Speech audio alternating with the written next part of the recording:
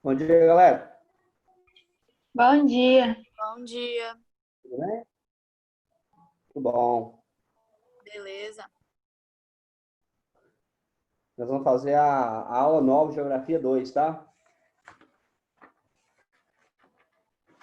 Ok, Formação territorial e posição geográfica do Brasil. Vai ser bem rapidinho, porque é uma página e meia de conteúdo.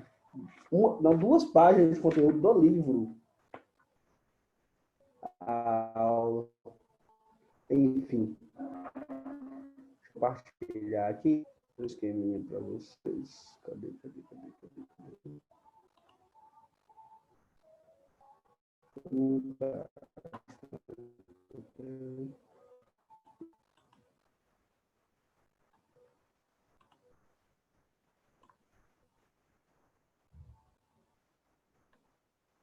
Tá. Vou compartilhar. Compartilhar um minutinho. Um minutinho, peraí. Bonito.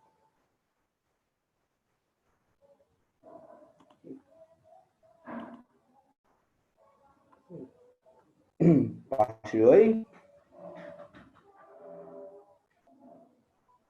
tá indo. Tá indo? Para compartilhar, você me fala. Agora foi. Galera, o que que eu tenho nessa aula, né? São duas páginas do livro. Não sei se vocês estão com o livro na mão aí, a página 36 e a página 37, sobre a formação territorial do Brasil. Então, é basicamente como que o território brasileiro, a partir da descoberta entre aspas, por Portugal, o que que aconteceu? Que ele teve a configuração que ele tem atual, com suas divisas e suas fronteiras. Então, eu peguei o que é realmente importante para vocês estudarem, que pode ser que vai cobrar de vocês no prova, e as relações disso aí, o que que a gente pode, algumas coisas que a gente pode debater sobre isso aí. Provavelmente não vai ser uma aula realmente longa. Então, a gente tem forma territorial, vou falar embaixo, primeira posição geográfica. Eu tenho uma extensão territorial e limites, né? A minha extensão territorial, o Brasil é considerado um país continental porque é um país muito grande. Esses dias eu vi algum vídeo criticando alguma coisa, que alguém falou que o Brasil se assemelha a um continente, isso é um termo comum quando vai falar do tamanho territorial do Brasil, porque realmente é um país muito grande em sua extensão. Então, as linhas imaginárias principais que eu tenho cortando aqui na horizontal é a linha do Equador e o Trópico de Capricórnio, que vai fazer com que o Brasil esteja na área intertropical, totalmente na área intertropical, e com uma faixa próxima ali à linha do Equador, que é caracterizada por climas mais quentes. Eu tenho uma extensão no sentido norte e sul maior do que no sentido leste-oeste. Qual a diferença que isso vai fazer na minha vida? O fato de eu ter extensão no sentido norte e sul, eu vou ter uma diversidade climática maior por causa daquelas zonas térmicas. E no caso do Brasil, a gente provavelmente vai estudar ainda sobre climas, tal. Eu vou ter influências de outros fatores climáticos que vai criar uma diversidade muito grande de climas aqui no Brasil, né? Então, eu tenho o sentido norte e sul maior, eu vou ter uma diversidade climática e, por consequência disso, eu tenho uma consequência positiva, que é uma diversidade de produção agropecuária. Então, eu tenho condição de produzir no território brasileiro, desde maçã, no Rio Grande do Sul, que é uma fruta de clima mais frio, a banana, que é uma planta de clima tropical, cana-de-açúcar. Então, eu consigo ter uma produtividade muito diversificada. Diversificação é uma coisa muito importante quando você vai fazer uma associação à economia, por exemplo. Porque quando um determinado produto está em crise, o outro não, e vai manter uma certa estabilidade econômica. Então, essa extensão territorial no sentido norte e sul vai provocar essa diversidade, que se torna, de certa forma, positivo. A minha grande extensão no sentido leste-oeste vai influenciar principalmente na minha organização política e nos seus horários. Né? A maior consequência que eu vou ter disso aí, em relação ao território como um todo, é a diferenciação dos horários. Obviamente que, historicamente, a gente tem uma condição de ocupação que vai ter características específicas, principalmente que a minha interiorização é para o sentido da floresta amazônica, que é uma área bem específica. Eu vou comentar um pouquinho ali embaixo ali, mas eu acho que vocês estudam isso muito mais em história, né? O processo de ocupação, o processo histórico aí de ocupação territorial brasileira. Vai estudar as bandeiras, vai estudar as políticas pombalinas, vai estudar uma série de situações aí que vai concretizar o território brasileiro e vai expandir o território brasileiro. Então, a gente tem a extensão de fronteiras, né? O Brasil possui uma extensa faixa de fronteiras. Na América do Sul, ele só não vai limitar com o Chile, com o Equador, do mais ele faz fronteiras com todos os outros países. Qual é a vantagem que eu tenho com isso? Como eu tenho fronteira com muitos países, inclusive com todos os países que são precursores do Mercosul, que são os criadores do Mercosul, eu vou ter mais parceiros econômicos, porque eu não vou precisar atravessar outros países. Por exemplo, com o Chile é mais difícil negociar do que com a Argentina, porque eu tenho que atravessar países para chegar com o Chile. Então, a negociação é um pouco mais dispendiosa, vai ter custos maiores. Então, eu vou ter essa vantagem de poder ter vários parceiros econômicos e eu vou ter uma dinamização das minhas relações comerciais porque eu vou negociar com muitos países. Isso são vantagens da minha extensão fronteiriça. Eu tenho como exemplo dessa minha dinâmica econômica o gás boliviano, por exemplo, né? Eu tenho um gasoduto chamado de Gasbol que vai ligar a Bolívia à região sul do Brasil. Para que serve isso? Porque a Bolívia tem uma reserva imensa de gás natural. Eu consigo comprar esse gás da Bolívia e trazer para o Brasil com muita facilidade, porque a gente é vizinho, a gente faz fronteira. No mesmo caso da Argentina, eu tenho pouco carvão mineral no meu território brasileiro. O carvão que eu tenho, a gente já falou sobre isso, é um carvão de qualidade ruim. Então, eu consigo importar da Argentina. O fato de estar ser vizinhos vai facilitar a minha logística, vai facilitar a minha negociação e principalmente em relação ao custo desse meu produto, né? Então, isso pode ser associado a uma vantagem em relação à minha fronteira, mas eu tenho desvantagens. Eu tenho uma vigilância comprometida, eu sou um país imenso, um país grande, com extensão territorial um pouco menor que a dos Estados Unidos, mas eu sou um país pobre. Eu consigo ter vigilância em todas as minhas fronteiras, aí eu vou ter problemas de tráfico de drogas, de armas, evasão de divisas, eu vou ter uma série de problemas por eu não conseguir controlar essas minhas fronteiras imensas, e principalmente na região da floresta amazônica, que é uma floresta muito densa, muito fechada, com um acesso muito difícil. Eu vou criar dentro do meu território, aí eu tenho um problema territorial e histórico, minhas áreas de desigualdades, que eu vou ter uma região no início da minha ocupação, no início das minhas atividades econômicas, muito desenvolvidas, que são as regiões litorâneas, por uma razão óbvia, que é o comércio marítimo, e depois vai estender para o comércio internacional, ao passo que nas regiões mais interioranas, eu vou ter regiões mais empobrecidas. Então, se eu pegar, por exemplo, o mapa de IDH do Brasil, eu vou perceber que a região Nordeste e a região Norte, elas são as regiões menos desenvolvidas do Brasil, as regiões com maiores índices de pobreza. E se eu pegar a região Nordeste, eu vou perceber que a região do interior do Nordeste, por fatores históricos, econômicos e climáticos, é mais pobre do que a região litorânea, né? Então, eu tenho uma área muito grande, eu tenho uma condição socioeconômica muito diversa, no meu caso, por várias razões. No meu caso, que eu falo Brasil, tanto históricas quanto naturais, eu vou ter desigualdades muito grandes. Eu vou ter ocupações irregulares de terra, a área da Amazônia, né, a área da floresta amazônica, eu tenho uma área da floresta amazônica, eu tenho a região norte do Brasil, e eu tenho uma área chamada de Amazônia Legal, que são áreas, que é uma área onde eu tenho políticas específicas para a tentativa de preservação daquele bioma, que eu não consigo manter a vigilância por ser uma área muito grande, né? O Brasil, por diversas situações, a gente está tendo uma discussão agora sobre essas questões ambientais, mas a gente tem muita dificuldade, por exemplo, de impedir a invasão de terras que são da União. A maior parte da área da Amazônia não é de ninguém, não, pelo contrário, de todo mundo, né? Mas não é propriedade, não é privada, é área de União, que a União não consegue manter a vigilância por causa da extensão, né? Eu tenho uma dinâmica ali de ocupação, de grilagem de terras. As queimadas na Amazônia, não sei se vocês têm conhecimento disso, é provável que tenham, mas as queimadas na Amazônia elas são feitas para a ocupação das terras. Porque o cara vai lá, taca fogo na floresta que ele não consegue derrubar, a floresta é muito densa, muito fechada, ele vai colocando fogo e vai expandindo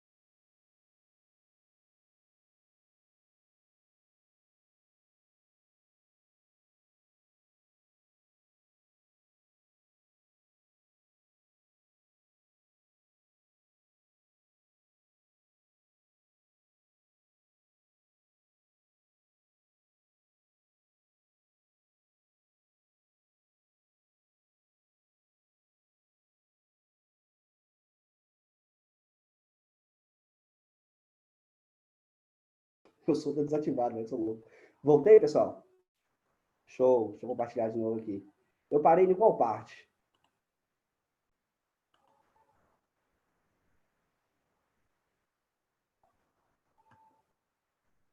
Galera, eu parei em qual parte? Porque, assim, vocês pararam de ouvir em qual parte? Porque eu parei quase no final da aula já, entendeu? Aí que eu percebi que caiu, belezado. Voltou, Geografia 2, aula 9, Gustavo. Obrigado. Tá. Eu vou fingir que vocês me responderam que eu parei aqui nas questões das queimadas. Então, eu voltei às queimadas na região norte do Brasil para a ocupação das terras, né? O cara não consegue desmatar aquela floresta ali, ele taca fogo naquilo, torna a terra limpa, ali ele mete uma cerca e fala que é dele e está tudo certo. Se não tem outra pessoa para matar ele, para falar que não é, é a União, e a União não consegue ter esse controle dessas terras. Então, é uma desvantagem de um território tão extenso associado a um país mais empobrecido, né? E eu vou ter áreas de explorações econômicas que está associado ao desenvolvimento econômico das regiões, né? Eu vou ter dificuldades, por exemplo, de verificar, de criar políticas trabalhistas, de criar, de mandar um fiscal trabalhista no meio da região norte para verificar um trabalho escravo ou não. Então, eu tenho um território brasileiro muito extenso, com condição econômica muito complexa, né? O que vai fazer o território ser extenso um fator dificultador para mim aí. Assim, é muito normal as pessoas discutirem países, por exemplo. Vamos falar de países desenvolvidos, discutir a Alemanha e o Brasil, né? Vamos discutir o Japão e o Brasil, por exemplo. A primeira coisa que a gente vai associar, analisar isso aí é a questão territorial. Porque é muito complexo. Você vai pegar o Japão, por exemplo. O Japão tem um território minúsculo, que é um problema no primeiro momento, que você vai ter falta de recursos naturais e tal. Só que você vai ter uma questão cultural, uma questão social muito mais organizada do que a gente. Não que as nossas diversidades sejam problemas, mas a gente precisa adequar as nossas políticas às nossas realidades, né? Então, esse território, ele demanda de políticas específicas, né? A gente pegar uma receita de um país e trazer para cá, porque a gente tem um território muito mais diverso do que, eu acho, qualquer outro país do mundo. Eu acho que o Brasil é um país... Acho que todos os países têm suas especificidades, o Brasil tem também as suas. Oi. Tem como você botar os slides para me tirar print, rapidão? É slide não, é só um textozinho aqui, ó.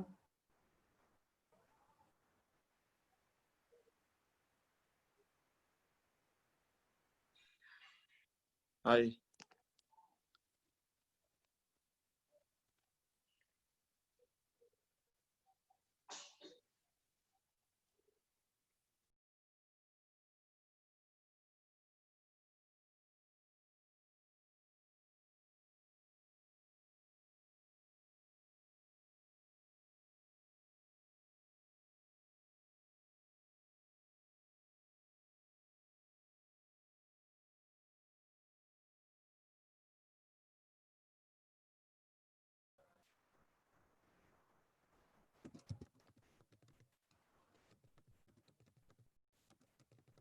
Galera, a aula está caindo, mas a minha internet aqui está estável, não está caindo por causa da minha internet. Vocês tiveram algum problema de ficar caindo a aula assim, desse jeito, de outra situação? Outro professor? Não, só na sua. A internet está funcionando normal aqui. Vamos lá, vamos tentar de novo aqui. Depois eu mando material para vocês no grupo, aí vocês copiam, se vocês quiserem copiar, eu mando para vocês. É só um textozinho no PDF aqui. Eu vou tentar desenrolar aqui, mas vamos lá. Beleza. Aí eu tenho agora a minha formação territorial. Primeiro eu tenho a questão do meu território em si, das minhas fronteiras. Eu tenho a minha formação territorial. Então, o Brasil, a partir da ocupação de Portugal, ele vai mudar as suas configurações territoriais, né? A gente não nasceu no formatinho bonitinho que a gente tem hoje. A gente tem o primeiro Tratado de Tordesilhas, esse Tratado de Tordesilhas vai nascer quando Colombo descobre a América Central, as ilhas de Cuba, as ilhas do Caribe, lá, Portugal e Espanha. Vai fazer um acordo, Portugal e Espanha, que eram potências marítimas da época, vale destacar isso aí, eles vão fazer um acordo que vai dividir as terras recém-descobertas, as que viriam ser descobertas posteriormente, nesse tratado, onde que a 370 léguas distante de Cabo Verde, a oeste as terras seriam de Espanha, e a leste as terras seriam de Portugal. Aqui diz que jura que todo mundo já sabia que existiam essas massas continentais. O Colombo, vocês, não sei, já devem ter já estudado, com certeza, né? Não sei se vocês lembram, mas o Colombo chegou a descobrir o continente americano, a massa continental americana. Ele ficou nas ilhazinhas do Caribe ali, o Américo Vespucci, que vai chegar ali na pontinha dos Estados Unidos, e vai descobrir a América do Norte, né? O nome América é homenagem a esse camarada aí. Só depois que o Colombo é dado o título aí de descobridor das Américas. Mas, enfim, o Tratado de Tordesilhas foi feito a partir disso aí, que vai criar aquela linha divisória do Brasil, que vai pegar mais ou menos a região nordeste do Brasil ali, até a região sul. Né? Então, ali a gente tem o Tratado de Tordesilhas, está no livrinho de vocês aí. Por que a gente avançou e o que aconteceu que a gente avançou? Galera, quando descobriu essas massas continentais, era impossível Portugal e Espanha controlar esses territórios. Era impossível os caras manter esses limites por linha imaginária. E teve eventos no Brasil, como o bandeirismo, por exemplo, que tinha o objetivo de aprisionar índios para trabalho escravo e principalmente buscar recursos minerais. Esse bandeirismo foi avançando o território para além desse Tratado de Tordesilhas. Então, os domínios portugueses eles foram avançando aí. Né? Você tem a aculturação dos índios, a dominação desses povos nativos dessa região, que vai favorecendo esse avanço aí. Então, a gente tem que é o primeiro, feito teoricamente antes da descoberta pelos portugueses do território brasileiro. Depois a gente tinha o Tratado de Madrid, que é em 1750. Esse Tratado de Madrid, ele é meio que para apaziguar as relações entre Portugal e Espanha, né? Ele vai dar a posse da terra para quem ocupa. Então, onde Portugal tinha a dominação territorial, ele vai receber a posse desse território. Então, você vai ter um processo de alargamento desse território português, né? O território português vai chegar até ali próximo à região, a bacia amazônica, do rio Amazônico ali, vai começar a ter um contorno mais próximo do que a gente tem hoje. Então, o Tratado de Madrid é esse tratado entre Portugal e Espanha. Depois eu tenho o Tratado de Petrópolis, que é um tratado um pouco mais complexo, assim, a gente vê o processo histórico dele aí. A galera, quando ocupou a região da Amazônia, lá por volta do século XVII, século XVIII, eles começaram a praticar a atividade de látex, né? Esse foi um ciclo da borracha, que foi importantíssimo para a economia do Brasil.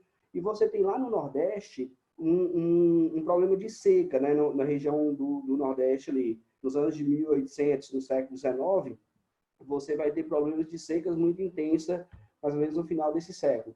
Então, você vai ter muitos nordestinos indo para a região norte para ganhar dinheiro com extração de látex.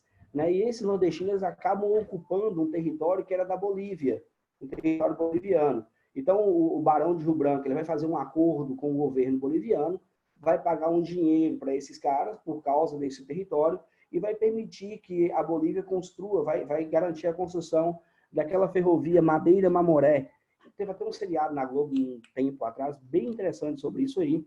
Essa construção dessa Madeira-Mamoré foi uma confusão danada, porque era mais uma obra em uma área de clima equatorial. Quando eu digo mais uma obra, porque a gente tem a obra do Canal do Panamá, também teve o mesmo problema, que são as doenças tropicais, né? Inclusive, essa Madeira-Mamoré teve a intervenção dos Estados Unidos para construir, enfim. Teve até o Oswaldo Cruz para criar um processo de sanitaridade na região ali, de criar uma condição sanitária para as pessoas trabalharem ali, para evitar as doenças tropicais. Então, o acordo era pagar um valor em dinheiro e construir essa ferrovia para que a Bolívia conseguisse ter acesso ao Oceano Atlântico. A ferrovia não ia até o Oceano Atlântico, ia até o Rio Madeira, que eles podiam usar os rios da bacia amazônica para exportar as suas mercadorias. Então, a partir daí, o Acre passou a ser um território federalizado. Era um território do Brasil em que ele não tinha um poder governamental, um poder de governo, de Estado. Ele era gerido pelo governo central, pelo governo federal. Só em 1962 que o Acre vai ser reconhecido como um Estado da Federação Brasileira, aí com poderes legislativos, executivos, judiciário, como Estado, como qualquer ponto. Então, o Brasil vai ganhar esses contornos que a gente conhece hoje a partir dessas ocupações, a partir desses tratados aí, certo? Então, a gente vai ter fatores bem importantes nessa ocupação do território brasileiro, porque a expansão do território o formato do território atual, ele só vai acontecer por conta dessa ocupação, dessa interiorização do território. Eu coloquei até aqui embaixo uns outros aspectos que o livro não trata, mas que é importante vocês agregar conhecimento a esse assunto, né? Eu tenho a população indígena que ocupava o território conhecido, que ocupava o território antes dos portugueses chegarem aqui, e o conhecimento da área por parte deles. Por que isso é importante, galera? Quando eu falei lá que os bandeirantes eles iam atrás de índios para aprisionar, eu vou ter situações de encontro de povos brancos conflituosas e não.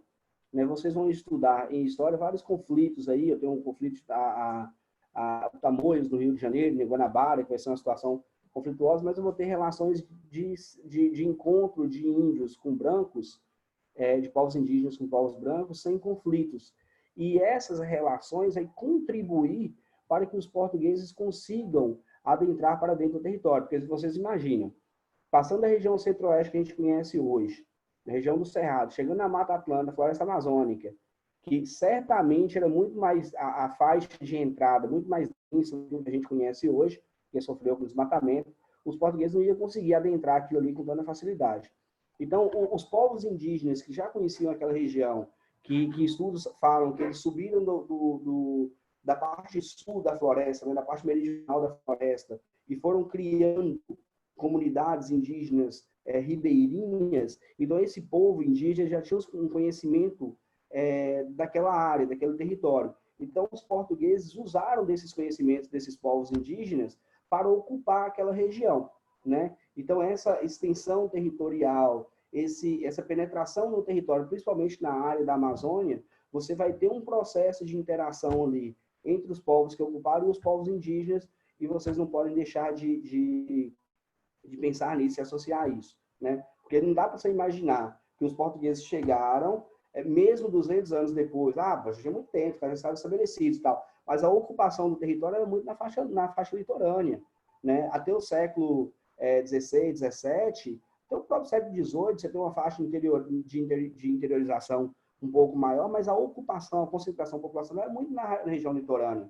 Então, não dá para imaginar que esses caras pegaram um facão e saíram entrando nessa Amazônia do nada. Então, eles vão, sim, usar o conhecimento dos povos indígenas, eles vão usar o poder que eles têm, né? A organização de Estado que eles têm, a organização militar, a organização de comunidades que eles têm para criar uma dominação sobre esses povos indígenas, mas vão usar o conhecimento desses povos indígenas.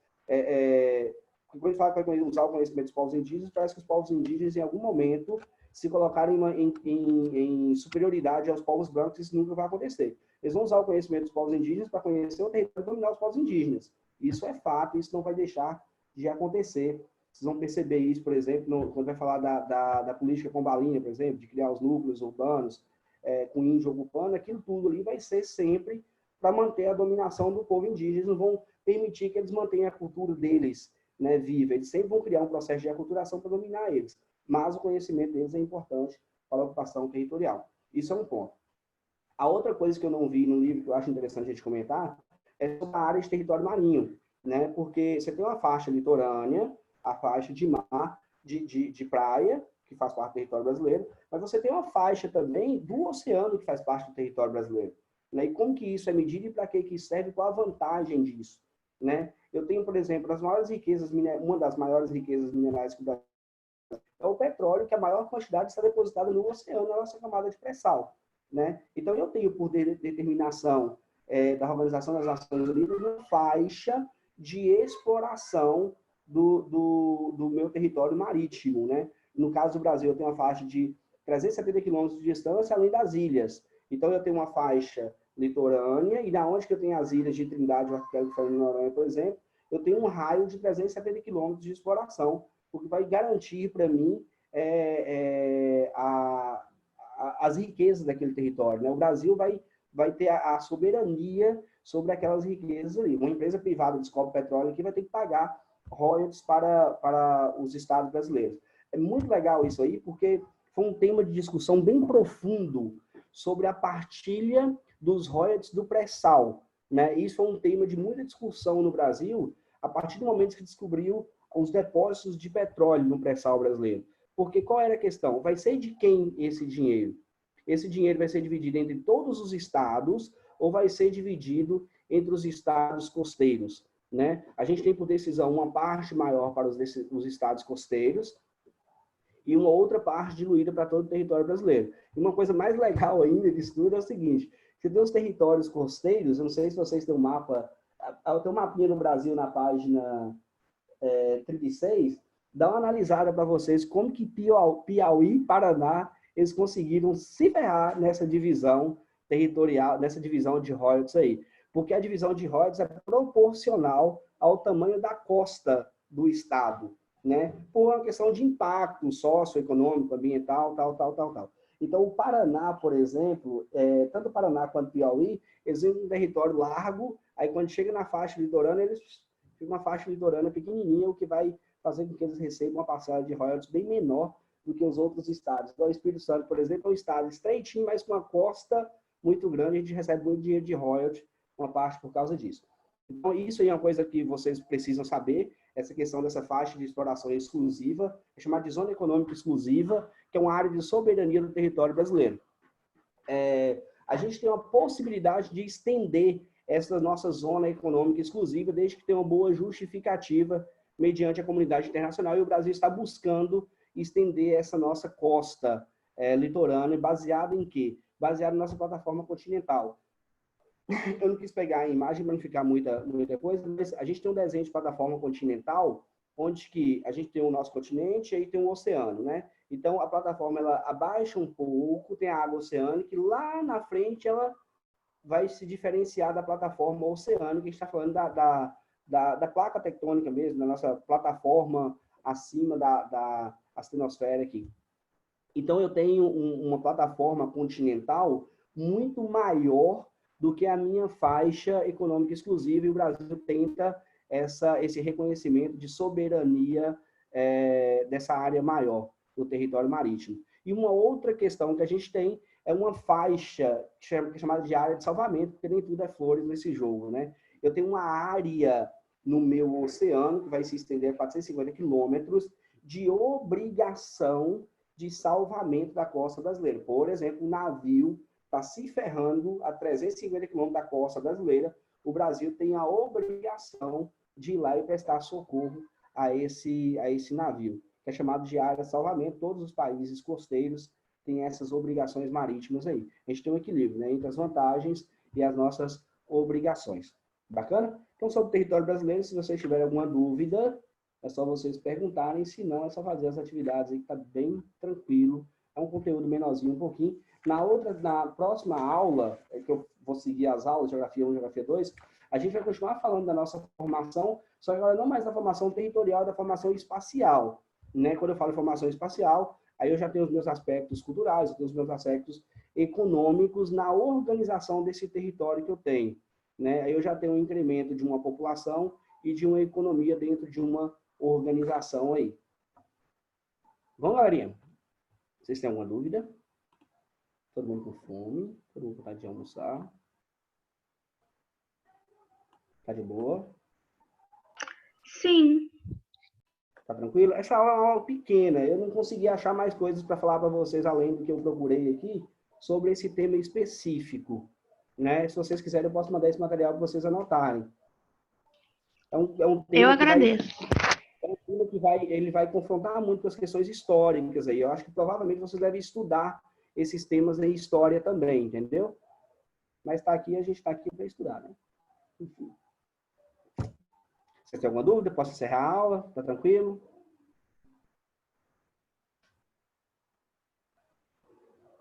Cri, cri, cri, cri, cri, cri.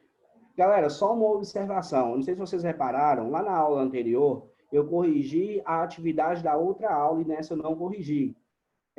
Eu não corrigi para não ficar cansativo. Se vocês tiverem alguma dúvida nas atividades, vocês trazem para mim que eu tiro a dúvida de vocês. Vocês têm um gabarito dessas questões, né? Então, vocês fazem, corrigem. Se tiver dúvida, vocês me falam. Porque o tempinho de vocês é acelerado, é mais corrido, então não compensa a gente ficar amassando muita coisa. Então, se vocês tiverem alguma dúvida nas questões das atividades propostas, vocês me tragam que eu vou tirando essas dúvidas de vocês. Tá tranquilo?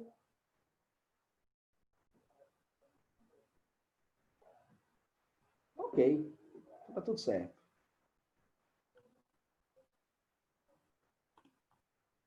Galera, até a próxima aula. Fiquem com Deus. Vou mandar um material para vocês. Vocês anotem no caderno, que vai ser importante para vocês manterem também na organização mental de vocês aí, diante do conteúdo. Bacana? Beleza. Até a próxima aula. Fiquem com Deus.